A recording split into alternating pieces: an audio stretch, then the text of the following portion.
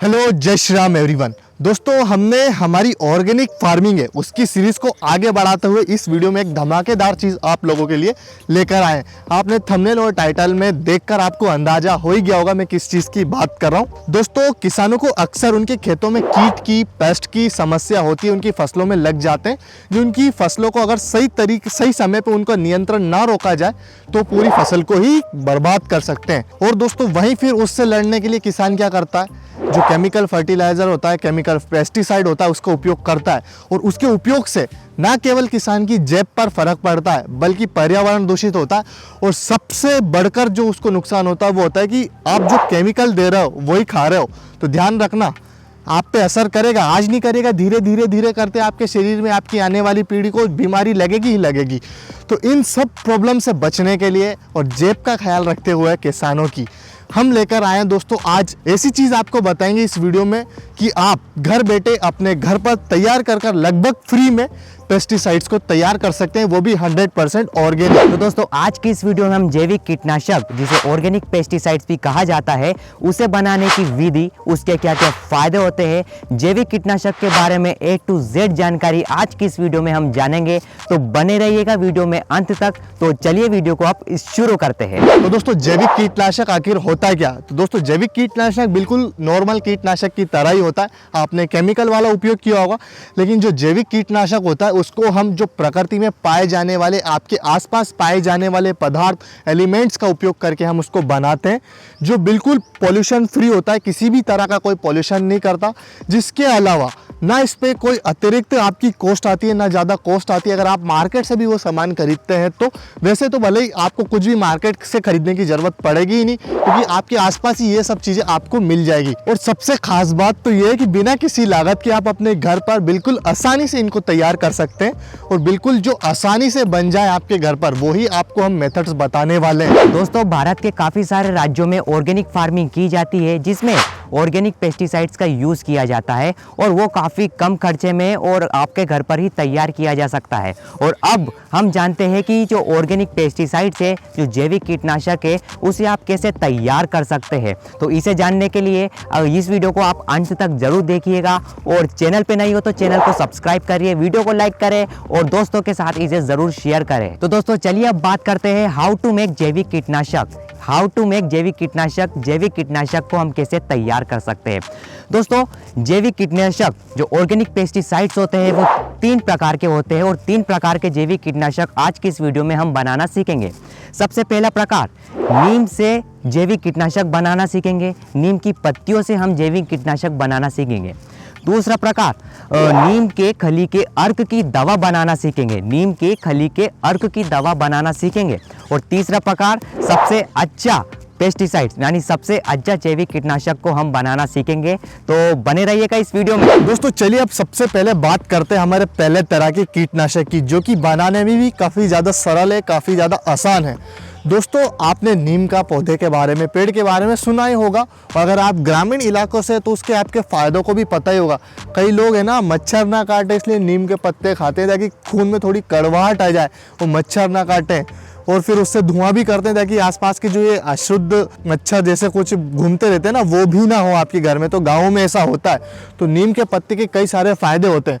तो आप नीम के पत्ते, नीम की निमोली, उसकी खली और उसके तेल से आप बड़ी आसानी से कीट नियंत्रण कर सकते हैं। और अब किस तरीके से कीट नियंत्रण करेंगे आप नीम से, चलिए उसकी प्रोसेस को, उसकी मेथड को भी समझते हैं। तो नीम से कीटनाशक, नीम के पत्तों से कीटनाशक बनाने का सबसे सरल तरीका है, उसकी जो प्रोसेस है कुछ यूँ है कि आपको क्या करना है, आपकी आवश्यकता अनुसार नीम के पत्ते लेने हैं और उसको है ना ठंडी जगह पर सुखा लेना है। मतलब जिसके बाद दोस्तों जब सूख जाए, उन पत्तों को रात भर आप है ना पर्याप्त पानी में डुबो कर रखें, जिससे क्या होगा, उन जितना भी गुण है नीम का वो उस पानी में आ जाए। जिसके बाद उन पत्तों को आप चाहे तो छान सकते हैं, ना चाहे तो मत छानिए। उसके बाद जो पानी है ना उसका स्प्रे करिए आपकी फसल पर, जहाँ पर भी आपको लगता है कि यहाँ पर कीट लगी है या फिर इस फसल में कीट लग सकती है। ऐसा करने के बाद आपकी फसल दोस्तों कीट से काफ़ी हद तक मतलब बच जाएगी। और ये सबसे ज़्यादा दोस्तों प्रभाव करती है सब्जियों में। दोस्तों नीम की पत्तियों का पानी का सबसे ज़्यादा असर हमें सब्जियों के ऊपर देखने को मिलता है। जो सब्जियों के ऊपर जो कीट और रोग लगते हैं ना, उसका जो प्रकोप है ये पानी काफ़ी हद तक उसको रोक देता है।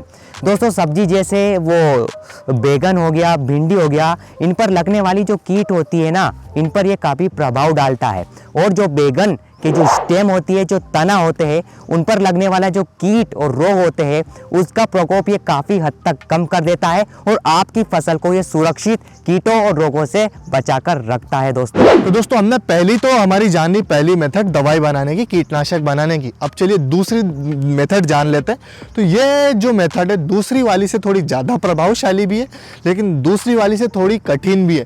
लेकिन ऐसा भी नहीं है कि कोई रॉकेट साइंस है जो आपको समझ में ही नहीं आएगी और आप घर पे नहीं कर पाएंगे। आप बिल्कुल आसानी से इसको घर पर कर पाएंगे। लेकिन सबसे पहले इसको ध्यान से सुनिए मैं क्या कह रहा हूँ। तो दूसरी दवाई बनाने के लिए हम इस्तेमाल करेंगे नीम के अर्क का। उसका अर्क जो समझते हो ना, नीम की नीमोली से निकलने वाला रस, अर्क लिक्विड, उसका उपयोग करेंगे। अब उसको कैसे निकालेंगे चलिए वो बताता हूँ। तो सबसे पहले सामग्री, इंग्रेडिएंट्स समझ लेते हैं कितनी कितनी मात्रा में आपको चाहिए।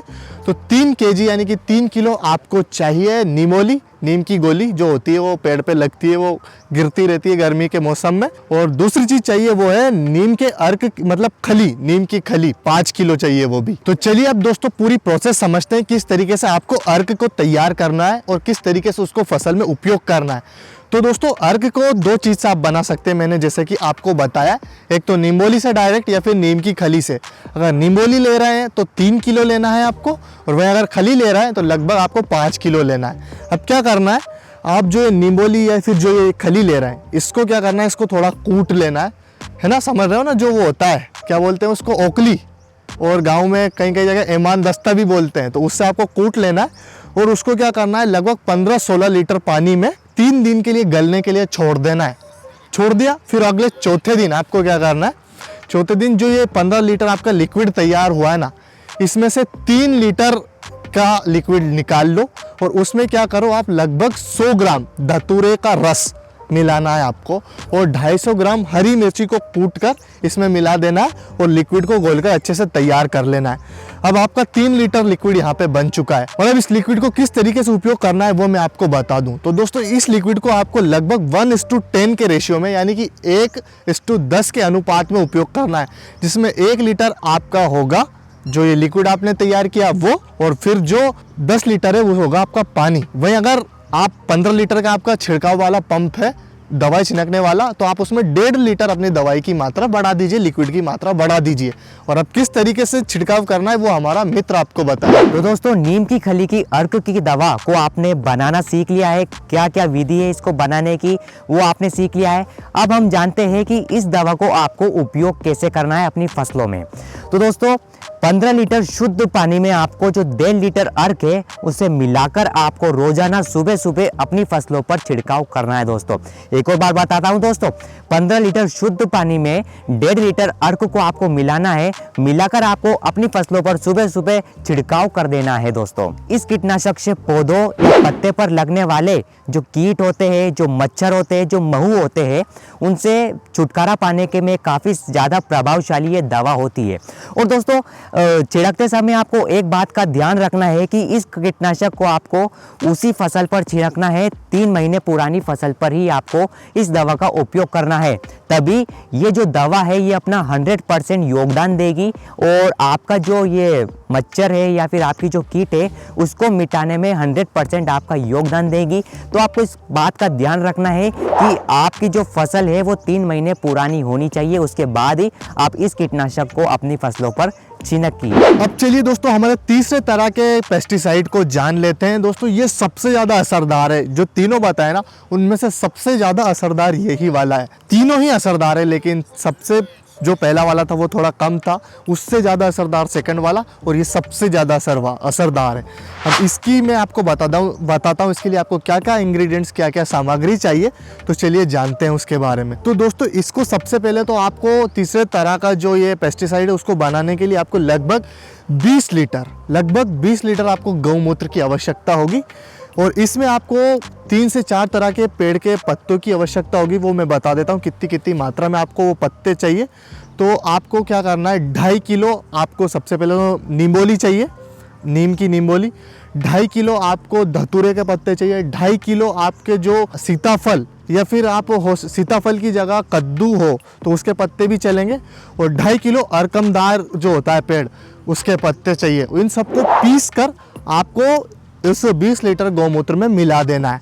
और फिर क्या करना है, आपको लगभग 750 ग्राम तंबाकू होता है जो जर्दा होता है, उसको जो बारीक पाउडर जैसा फॉर्म होती है उसको आपको इसमें मिलाना है इस 20 लीटर में और इन पत्तों के साथ, और 1 किलो लाल मिर्च का पाउडर भी आपको मिला देना है। तो दोस्तों इस कीटनाशक को बनाने के लिए कौन कौन से सामान चाहिए, कौन कौन सी सामग्री आपकी लगेगी वो आपको बता दी गई है। अब हम जानते हैं कि इस कीटनाशक को आप कैसे तैयार कर सकते हैं, कैसे इस कीटनाशक को बनाने की विधि क्या हो गई। तो सबसे पहले आपको जो पेड़ों के पत्ते को इकट्ठा कर लेना है। इन पेड़ों को पत्ते को इकट्ठा करने के बाद आपको इन्हें पीसकर एक मिश्रण तैयार कर लेना है। फिर वो जो मिश्रण है उसे आपको उबालना है, अच्छी आग के अंदर आपको उसे उबालना है।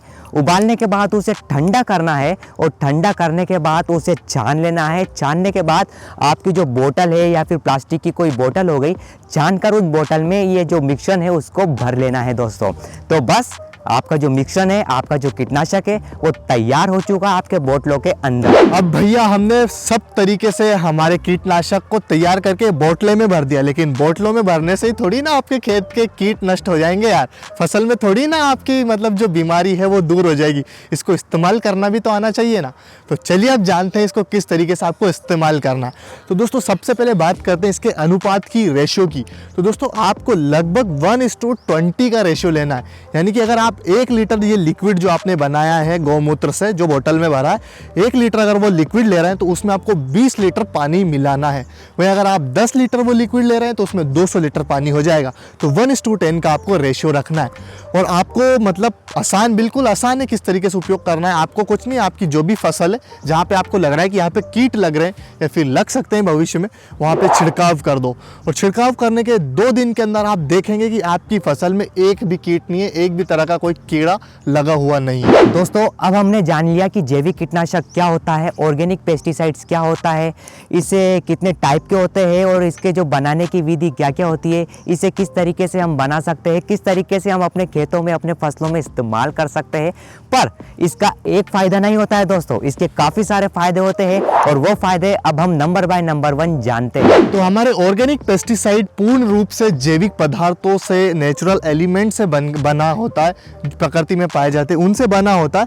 तो इसको डिकम्पोज होने में, अपघटित होने में ज़्यादा समय नहीं लगता। लगभग 1 महीने के अंदर, छिड़काव के 1 महीने के अंदर आपके जो पेस्टिसाइड है उसका 0.1% अवशेष भी आपकी फसलों में, आपके खेत में नहीं बचता, पूर्ण रूप से डिकम्पोज वो हो जाता है। और वहीं बात करूं मैं केमिकल वाले जो अपना पेस्टिसाइड होता है उसकी, तो वो काफ़ी लंबे समय तक आपके खेतों में बना रहता है, उसकी उपजाऊ क्षमता की ऐसी तैसी करते रहता है। दोस्तों जैविक कीटनाशक का इस्तेमाल करने का दूसरा फायदा ये है दोस्तों, जो जैविक कीटनाशक से क्या होता है कि जो आपके फसलों में जो रोग होते हैं, जो कीट होते हैं, उसमें जो वो आपके जो रोग और कीट जो दुश्मन होते हैं उसका तो सत्यानाश हो ही जाता है। लेकिन अगर इसी जगह पर हम इसकी जगह हम केमिकल फर्टिलाइजर्स का यूज़ करें तो जो फसलों के लिए जो अच्छे कीट होते हैं, अच्छे बैक्टीरियाज होते हैं, वो जो केमिकल फर्टिलाइज़र होते हैं वो उनको भी मार देता है दोस्तों। तो इसी वजह से जो ऑर्गेनिक पेस्टिसाइड्स होते हैं वो काफ़ी फ़ायदेमंद होते हैं इस पॉइंट में से भी। दोस्तों अगला फायदा जैविक जो फर्टिलाइजर है, ये जो मैं बता रहा हूँ पेस्टिसाइड, वो जानकर आप हैरान रह जाएंगे। दोस्तों अपन जो केमिकल पेस्टिसाइड उपयोग करते हैं वो आपके जो वर्तमान समय में जो कीट है उसको तो मार देते हैं, लेकिन उससे क्या होता है कि जो कीट है वो अपने जीन्स में चेंजेस करते हैं। हेरिडिटी की वजह से दोस्तों उनमें चेंजेस आते हैं, जिससे क्या होता है जो कीट होता है वो स्ट्रॉन्ग बनते जा रहा है, उनमें चेंजेस आते जा रहे हैं, जो भविष्य को देखते हुए काफ़ी बड़ा खतरा है। आप मतलब जितने ज़्यादा आप जो पेस्टिसाइड केमिकल से बने हुए छिड़क रहे हैं उतना ही ज़्यादा जो कीट है वो अपनी क्षमता को बढ़ा रहा है, अपने आप को स्ट्रॉन्ग कर रहे हैं। वहीं अगर आप ऑर्गेनिक पेस्टिसाइड का उपयोग करोगे तो इससे क्या होगा, जो जीन्स में कोई परिवर्तन नहीं आता है जो अपना कीट होता है उससे, जिससे वो सामान्य रूप से जितने वो ग्रो कर गया है वो वहीं पे रह जाती है, कोई हेरिडिटी नहीं होती, कोई चेंजेस नहीं आते उसमें। दोस्तों इसी बात को एक एग्जाम्पल से मैं समझता हूँ, काफ़ी कॉमन एग्जाम्पल लेता हूँ। आजकल अपन देखते थे पहले ऑल आउट आता था सबके घर में, और ऑल आउट से मच्छर मर जाते थे। लेकिन आजकल अपन एक फ़नी चीज़ देख रहे हैं कि ऑल आउट भले ही चल रहा है, उसके ऊपर ही मच्छर बैठा रहता है, वो भगता ही नहीं है, कुछ होता ही नहीं है। तो ये मच्छर के जीन्स में उसकी जो हेरिडिटी उसमें चेंजेस आए, उसने एडोप्ट किए हैं सर्वाइव करने के लिए, बचे रहने के लिए। तो सेम चीज़ ये कीट भी करते हैं। वही आप देखोगे चारा, आपने इस साल जितने चारे की दवाई छिनकी केमिकल वाली, अगले साल उतना ही ज़्यादा चारा उगता है। तो इससे कम नहीं हो रहा है, बल्कि ये चीज़ें बढ़ रही हैं। तो वहीं हमें जैविक की तरफ अगर ऐसा शिफ्ट करेंगे ना, तो हमें ये धीरे धीरे ये चीज़ें कम होती नज़र आने लगेगी। दोस्तों, जैविक कीटनाशक का यूज़ करने से आपका क्या होता है कि आपका जो फल है, आपकी जो सब्जियां है या फिर आपकी जो फसल है, उन्हें हम जल्दी से कटाई के स्टेज पर ले जा सकते हैं। यानी आपकी जो कटाई होती है वो जल्दी से हो जाती है, मतलब जो कटाई करने की जो स्टेज होती है वो जल्दी से आ जाती है अगर हम जैविक कीटनाशकों का इस्तेमाल करें तो। दोस्तों जैविक कीटनाशकों का इस्तेमाल करने का अगला फ़ायदा ये है कि अगर आप आपके खेतों में जैविक कीटनाशकों का यूज़ करते हैं तो इससे आपका जो पर्यावरण है वो भी शुद्ध बना रहता है और आप भी किसी जो बीमारियां है उससे कोई हानि नहीं होती है, आपका जो स्वास्थ्य है उसको कोई हानि नहीं होती है। तो दोस्तों मैं हूँ देव प्रताप सिंह दांगी। मैं हूँ अभिषेक सिंह दांगी। दोस्तों आपको हम आशा करते हैं, हम दोनों दोस्त आशा करते हैं कि आपको ये हमारी जो प्रयत्न है, हम जो मेहनत कर रहे हैं आप लोगों के लिए और जो वीडियोस बना रहे हैं आपको पसंद आ रही होगी। और इसमें हम क्या सुधार कर सकते हैं वो हमें कमेंट बॉक्स में कमेंट करना ना भूलें। और दोस्तों ये जो जितने भी मिनट की अब लंबी लंबी वीडियोज़ बना रहे हैं, क्योंकि आपको फ़ायदा होना चाहिए, पूरी डिटेल में हम आपको समझा रहे हैं। तो ऐसे में दोस्तों मतलब आपको पूर्ण रूप से समझ में आए तो हमें भी काफ़ी ज़्यादा पढ़ना पड़ता है, काफ़ी ज़्यादा रिसर्च करनी पड़ती है। इसके अलावा आप जो ये 10-15 मिनट जितने भी मिनट की वीडियो देख रहे हैं ना, ये मत सोचिए कि ये 10-15 मिनट ही लगे हमें बनाने में। इसमें लगभग 8-10 घंटे की मेहनत है, क्योंकि सबसे पहले आइडिया सोचना, उसके बारे में पढ़ना, अलग अलग वेबसाइट पे अलग अलग जगह पर उसके रिसर्च करना, उल्लेख पढ़ना, आर्टिकल्स पढ़ना, जिसके बाद उनको क्रॉस चेक करना कि आपको कुछ गलत ना बता दें, जिसके बाद फिर उसकी स्क्रिप्ट लिखते हैं, जिसके बाद फिर वीडियो शूटिंग पार्ट चलता है जैसे कि अभी ये चल ही रहा है, उसके बाद फिर उसकी एडिटिंग चलती है, एडिटिंग के बाद भी फिर जब यूट्यूब पे अपलोड होती है ना, उसके बाद भी थंबनेल बनाना पड़ता है, उसके टाइटल में, डिस्क्रिप्शन में क्या क्या लिखना है, क्या क्या मेटा डेटा लिखना है, वो सब करना पड़ता है। तो काफ़ी मेहनत लगती है। तो प्लीज़ यार आपसे एक निवेदन है कि इतनी मेहनत हम आपके लिए कर रहे हैं तो आप भी एक करो, चैनल को सब्सक्राइब कर लो अगर नए हो, और पहले से ही हो तो वीडियो को लाइक करना ना भूलें, और वीडियो अच्छी लगी तो एक प्यारा सा कमेंट और कर दें, और किस टॉपिक पे अगली वीडियो आपको चाहिए वो भी बताना ना भूलें। तब तक के लिए मिलते हैं आपसे हम अगली वीडियो में। जय हिंद, जय भारत, वंदे मातरम।